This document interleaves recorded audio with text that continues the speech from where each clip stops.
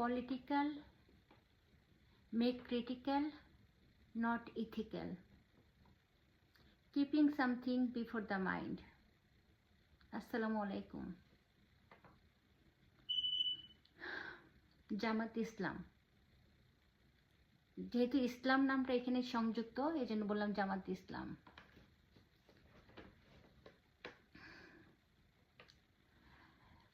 আমরা যারা মুসলিম তারা দুইটা জিনিস বিশ্বাস করি, দুনিয়া এবং আখেরাত, ইহকাল এবং পরকাল। জামাত ইসলামের বিশ্বাস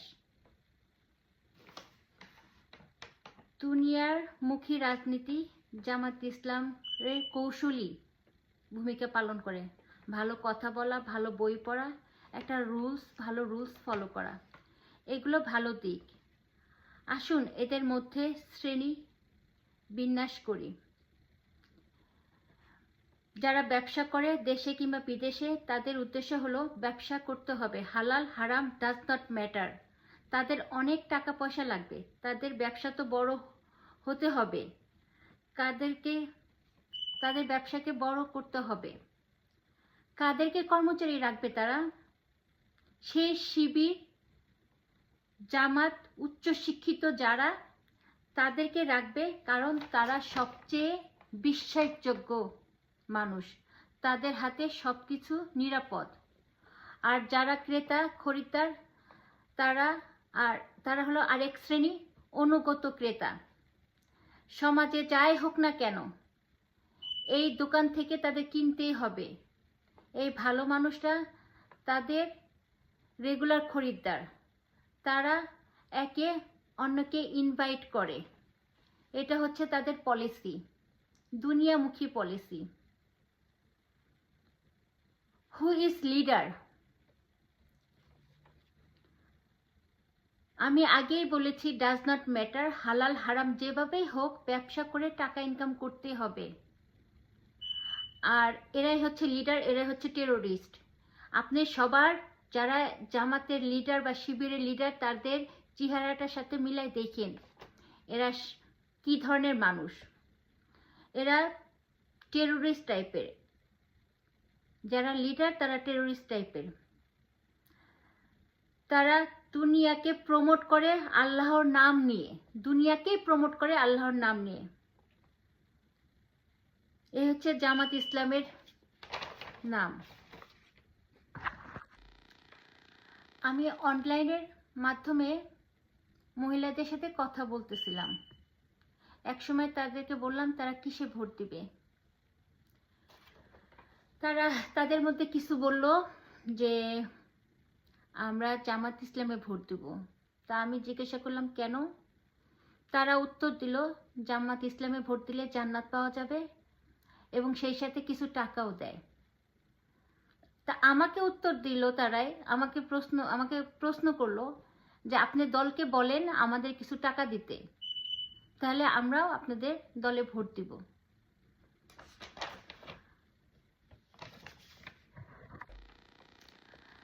আমি তো চিন্তায় পড়ে গেলাম। ভোট একটা মূল্যবান সম্পদ। এই ভোটটা ভালোবাসা দিয়ে, সততা দিয়ে কিনতে হয়। এটা তো টাকা দিয়ে আর জান্নাত যেটা আল্লাহর দান তার বিনিময়তে আমরা করতে পারবো না। তাহলে এটা কি ধরনের জামাত? তার মানে তাদের কোনো নৈতিকতার মানদণ্ড নেই। তখন আমি তাদেরকে বললাম আচ্ছা, এখন আমি তাদেরকে প্রশ্ন করলাম যে ভোটের সময় তারা যে এত লাখ লাখ কোটি কোটি টাকা সবার কাছে দিতেছে, মানে যে যেভাবে পারে তাকে সেভাবে দিতেছে তার ভোটটাকে কেনার জন্য, যার কাছে যেভাবে কিনতে পারে। তা আমি বললাম ইসলামের 5টা পিলার, তার মধ্যে জাকাত অন্যতম একটা পিলার। তা জাকাত যদি অন্যতম পিলার হয়ে থাকে, সেই সাথে আরেকটা কথা বলে রাখি, সেই জেলার মানুষ বেশিরভাগ মানুষ বিদেশে থাকে এবং তারা ব্যবসা করে। তা তাদের জেলার মধ্যে অনেক দরিদ্র মানুষ আছে, তারা যদি সঠিকভাবে জাকাত দিত সাধারণ মানুষদেরকে, গরিব মানুষদেরকে, আত্মীয় স্বজনকে, তাহলে তারা গরিব থাকে না। কিন্তু দেখেন জাকাত একটা ফরজ, ইসলামিক 5টা স্তম্ভের মধ্যে একটা স্তম্ভ, যেটা সমাজকে ভিত তৈরি করে, সমাজের ভিতটাকে মজবুত করে। সেই সময় তারা জাকাত দেয় না, কিন্তু আজকে দেখেন ভোটের মাধ্যমে, ভোটের কারণে তারা টাকা বিতরণ করতেছে। এটার উদ্দেশ্য কি জানেন? তাদের লিডারশিপ হতে হবে, তাদের লিডারশিপ থাকতে হবে দেশে। যদি তারা লিডারশিপটা নিতে পারে দেশে, তারা সাধারণ মানুষের অন্ধকার জগতে নিক্ষেপ করবে। তা এই সাধারণ মানুষের মধ্যে তো এই জ্ঞানটুকু এখনো তৈরি হয় নাই। সাধারণ মানুষরা ধর্মের মানে মূর্খ মানুষদেরকে ধর্মের নামে টুপি পরানো হইতেছে। এখন আমি আরেকটা গল্প বলি। ইদ্রিস আলাইহিসসালামের মৃত্যুর পরবর্তী সময়ে এবং নূহ আলাইহিসসালামের পূর্ববর্তী সময়ে একদল ভালো মানুষ ছিল 5 জন, সে 5 জন মানুষ মারা গেছে। তা ওই 5 জন মানুষ যখন বেঁচে জীবিত ছিল, তখন তাদেরকে দেখে কিছু মানুষ তাদেরকে ফলো করত, যে তারা ওই 5 জন মানুষ ভালো কাজ করত, আর ওই মানুষগুলো ওই ভালো কাজগুলো করত। তো 5 জন মানুষ যখন মারা যায়, তখন ইবলিস তো বিভিন্ন রূপ ধরতে পারে। ইবলিসের অনেক রকম। একটা শয়তান যখন আপনি কারো কাছে আসবে, সে কিন্তু বলবে না যে আমি শয়তান, আমি তোমাকে খুন করব, আমি তোমাকে মেরে ফেলবো, আমি এটা করব। শয়তান তো কৌশলী ভূমিকা পালন করে, তাই না? তা তখন সে বলতেছে যে তোমরা কেন এত মানে অস্থির দেখাচ্ছে। তখন বললো কি, আমাদের মধ্যে ভালো মানুষ ছিল, তারা মারা গেছে, এখন আমরা ভালো কাজ কিভাবে করব, আমরা তো পথ পাইতেছি না। তখন শয়তান বললো কৌশলী। শয়তান দাড়ি টুপি পাঞ্জাবি, সাদা পাঞ্জাবি পায়জামা পরে আসছে, তখন দেখতে অনেক সুন্দর লাগতেছে দেখতে। বললো তোমরা চিন্তা করো না। তোমরা কেন চিন্তা করো? তোমরা এই 5 জন মানুষের মূর্তি বানায় রাখো 5টা, এবং দোকানেও রাখো, ঘরেও রাখো। তা তোমরা ওদেরকে দেখবা, আর ওদের কথা মনে করবা, আর ভালো কাজ করবা। তা মূর্খ মানুষ তারা চিন্তা করে, আরে এটা তো খুব ভালো একটা প্রস্তাব দিচ্ছে আমাদের কাছে, এটা তো খুব ভালো কথা, এটা খুব সহজ, খুবই ভালো কথা। আমরা ওই 5 জন মানুষের মূর্তি বানাবো, আর ওদেরকে দেখবো, আর এই ভালো কাজগুলো করব। এর মতো ভালো হইতেই পারে না, আমরা কেন চিন্তা করতেছি? তারা কি করলো? মূর্তি বানানো শুরু করলো। তারা ওই কাজ তাদেরকে দেখতো, এবং দেখে দেখে তাদের ভালো কাজগুলো করতো। কিন্তু এই যে এই শ্রেণীর মানুষগুলা যখন বাপ দাদারা যখন মারা গেছে, নেক্সট জেনারেশন তো দেখছে বাপ দাদাদের সামনে পুতুল থাকতো, কিন্তু তারা কি করছে না করছে এটা কিছুই জানে না। তারা তো শেষ হয়ে গেছে। এখন তারা চিন্তা করে পড়ে গেল কি করব। তখন শয়তান আবার সেই ভালো মানুষের বেশ ধরে আসলো, সাদা দাড়ি, সাদা পাঞ্জাবি, সাদা টুপি পরে। বলল তোমরা কেন এত চিন্তা করতেছো? বলে কি আমার বাপ দাদার এই কথা বললো। বলে কি কেন চিন্তা করো? তোমার বাপ দাদা যে 5টা মূর্তি বানিয়েছে ঘরে এবং দোকানে, এই মূর্তিগুলাকে পূজা করবা, এই মূর্তিগুলার সামনে মাথা নত করবা, পূজা করবা, এবং তাদের কাছে যা চাবা তাই পাবা। আর ওই মূর্খ মানুষটা মনে করলো কি, আরে এটা তো খুবই ভালো প্রস্তাব দিচ্ছে আমাদেরকে, আমরা কেন এত চিন্তা করি? এই 5টা মানুষের সামনে আমরা মাথা নত করবো, পূজা করবো, তাহলে তো আমরা সবকিছু পেয়ে যাব। তো এই জন্য মূর্খ মানুষদেরকে সহজে মানে ধ্বংস করা যায়, কিন্তু মূর্তি পূজা হচ্ছে শিরক, সবচেয়ে বড় গুনার কাজ। সেটা কিন্তু অনায়াসেই কিন্তু শয়তান করাই দিল। মূর্খ মানুষরা কিন্তু বুঝতে পারলো না। তাই কোরআনের প্রথম আয়াত ছিল ইকরা বিসমি রাব্বিকাল লাযী খালাক, পড়ো তোমার প্রভুর নামে। দেখেন এই পড়াটা কত গুরুত্বপূর্ণ। কারা পড়বে? পড়ালেখা করলে কি হবে? পড়ালেখা করলে জ্ঞানী হবে। জ্ঞানটা কিন্তু খুব ইম্পর্টেন্ট। জ্ঞানটা আপনাকে পজিটিভ এবং নেগেটিভ জিনিসগুলো বুঝতে সাহায্য করবে। আর যদি জ্ঞানী না থাকে, আপনি অজ্ঞ থাকবেন। এই অজ্ঞ মানুষকে সব কিছুতে বোঝানো যায়। আজকে ধর্মটাকে অজ্ঞ মানুষের হাতে তুলে দেওয়া হয়েছে। তারা যে যেভাবে পারে সেইভাবেই অজ্ঞ মানুষদেরকে বুঝায়। আর অজ্ঞ মানুষগুলো না বুঝায়, তারা তাদের নৈতিকতাকে বিসর্জন দেয়, মানে ভালো কোনো কিছু তৈরি করে না। না মানে আমি যে ভালো মানুষ হব, আমার কর্মের মাধ্যমে যে আমি জান্নাতে যাবে, এটা বোঝার ক্ষমতা তাদের নাই। তাদেরকে মানে কি হিপনোটাইজ করে ফেলছে, তাদের মগজ ধুলাই করে ফেলছে। তারা ভাবে এই দলে ভোট দিলে আমি জান্নাত পাবো। এই গেল এক। আমি তাদেরকে বললাম যে জাকাতের সময় আপনাদের কি জাকাত দেয়? যদি জাকাত যদি দিত আপনাদের, এই যে এত মানুষ বিদেশে থাকে তারা তো প্রচুর ধনী, তারা ইচ্ছা করলে প্রত্যেক বছর এক একটা গ্রামকে ডেভেলপ করতে পারে, তারা কেন গ্রামকে ডেভেলপ করে না? আর এই ভোটের সময় কেন এত টাকা পয়সা এখানে ঢালছে? এটা কি জান্নাতের বিনিময়ে নাকি দুনিয়ার বিনিময়ে? কারণ তারা দুনিয়ার বিনিময়ে যদি বাংলাদেশের ইসলামকে মানে তাদের নিয়ম অনুযায়ী যদি এই দলটাকে বিজয় লাভ করতে পারে, তাহলে সারা পৃথিবী বাংলাদেশের সব মানুষকে তারা রক্তচক্ষুর ভিতরে রাখবে। তারা তারা এই দেশটাকে অন্ধকারে নিয়ে যাবে। এই দেশ কোনোদিন আলোর মুখ আর দেখতে হবে না। ওই যে আফগানিস্তানের থেকে ভয়ঙ্কর হবে, কারণ আমরা তো অজ্ঞ, আমাদের সত্য মিথ্যার বোঝার ক্ষমতা নাই। আচ্ছা, আমি আর একটা মানে আমি এখানে কয়েকটা গল্প বলবো, এগুলো সব বাস্তব গল্প। আমাকে বলতেছে একজন যে আমার ভাই মারা গেছে, ভাইয়ের ছেলে মেয়ে আছে, তার বাচ্চার স্কুলের ভর্তির টাকা, কাপড় চোপড়, কিছু টাকা পয়সা লাগবে, আমি দিলাম। আল্লাহ রহম করুক আমাকে, এগুলো সব রহমত, আমি এটা নিয়ে রাগ করি না, আমি কষ্ট পাই না। কারণ আমি তো মানে মানে আমি যেটা জানি যে কোনো সাহায্য প্রার্থী যদি তোমার কাছে হাত পাতে তুমি তাকে ফিরিয়ে দিবে না। এই যে মানে এই কথাটার জন্য আমি সাহায্য করি, যে একটা সাহায্য প্রার্থী আসছে আমার কাছে সাহায্য দিতে, আমি কেন তাকে খালি হাতে ফেরত দিব? তা আমি পরবর্তীতে জানতে পারলাম ওই মহিলার স্বামী জামাত করে। তা আমার প্রশ্ন, তা ভোটের সময় কেন এই মানুষগুলা যাদের এত টাকা পয়সা আছে, ভোট কিনতে পারে টাকা দিয়ে, তারা কেন এতিম অসহায় মানুষদের পাশে দাঁড়ায় না? আপনাদের কাছে প্রশ্ন। ভোট নেওয়ার জন্য তো যা প্রত্যেক ঘরে ঘরে যাইতেছে, প্রত্যেক ঘরে ঘরে একবার না দুইবার না মানে পারলে 20-30 বার করে যাইতেছে ভোট কিনা, ভোট নেওয়ার জন্য, ভোট পাওয়ার জন্য।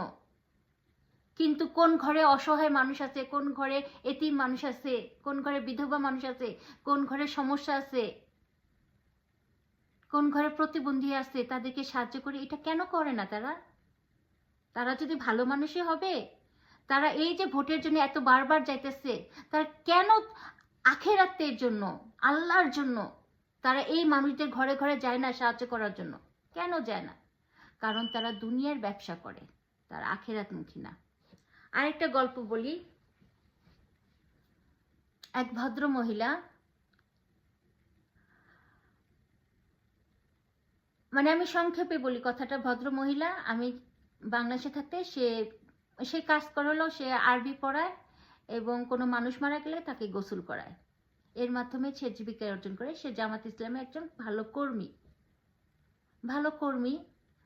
তা আমি তার সাথে কিছুদিন কথা বললাম, আমি দেখলাম তার স্বামী, মানে তার 3টা বাচ্চা আছে, আর তার স্বামী আরেকটা বিয়ে করে চলে গেছে।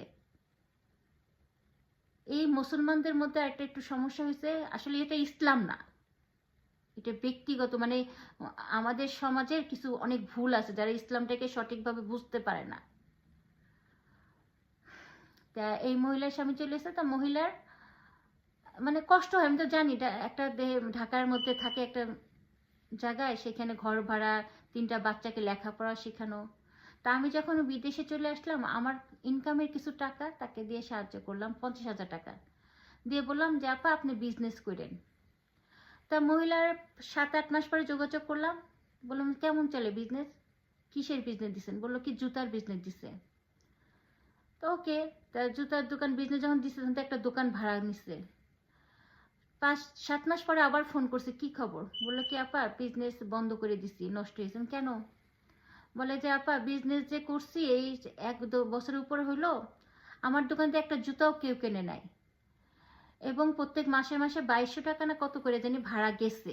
তা আমার তো ইনকামই হয় না, উল্টো আমার ভাড়া দিতে বাধ্য হয়েছে আমি, যেহেতু দোকান ছিল আমার, এই জন্য দোকানকে। আমি তখন জিজ্ঞেস করলাম আপনাদের কর্মীরা কেউ কেনে নাই?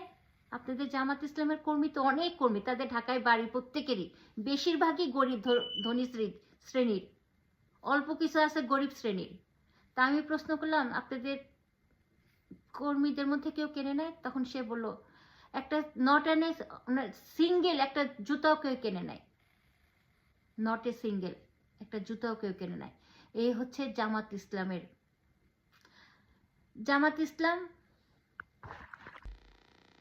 যেটা করে সেটা হলো ব্যবসা করে, দুনিয়ার ব্যবসা, লোক দেখানোর ব্যবসা।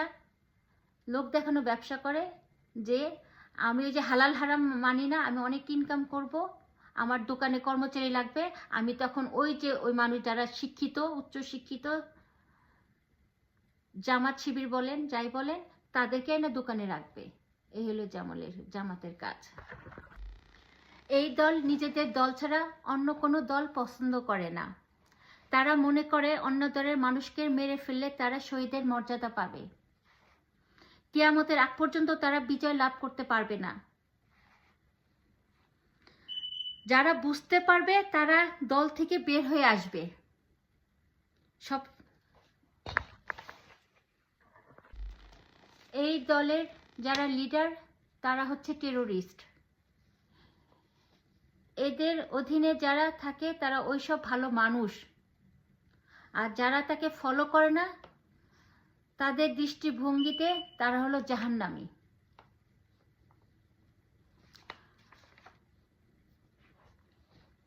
এখন আমি একটা কথা বলি, you should follow the nature. When you does not follow the nature, nature will be forced to follow the nature. কারণ কুরআনই একমাত্র মনোনীত ধর্ম, নিখুঁত ধর্ম। সেইখানে জামাতে ইসলামের কোনো অস্তিত্ব নাই। জামাত যতই চেষ্টা করুক কিয়ামতের আগ পর্যন্ত পারবে না দাঁড়াইতে। তাই আমাদের বর্তমান যে বিএনপি দল, এটাই হচ্ছে আমাদের বাংলাদেশের জাতীয়তাবাদী দল। এই দেশটাই বাংলাদেশকে সংরক্ষিত করবে, এই দেশটাই বাংলাদেশকে এগিয়ে নিয়ে যাবে, আলোর মুখ দেখাবে। তাই বন্ধুরা, যারা আমার ভিডিওটাতে শুনছেন, আমরা অন্ধকারে হারিয়ে যেতে দেব না আমাদের দেশকে। আমার দেশকে আলোর দিকে এগিয়ে নিয়ে যাব। আমি কিন্তু সেই ছোটবেলা থেকে আমার কবিতা লিখছিলাম, প্রথম কবিতা ছিল যেটা, এই দেশ আমার জন্মভূমি, মরতে পারি তোমার জন্য প্রিয়, তুমি আমার আটপৌরে সোনার বাংলাদেশ, আমার প্রিয় বাংলাদেশ। বাংলাদেশ। আল্লাহ হাফেজ, ভালো থাকবেন।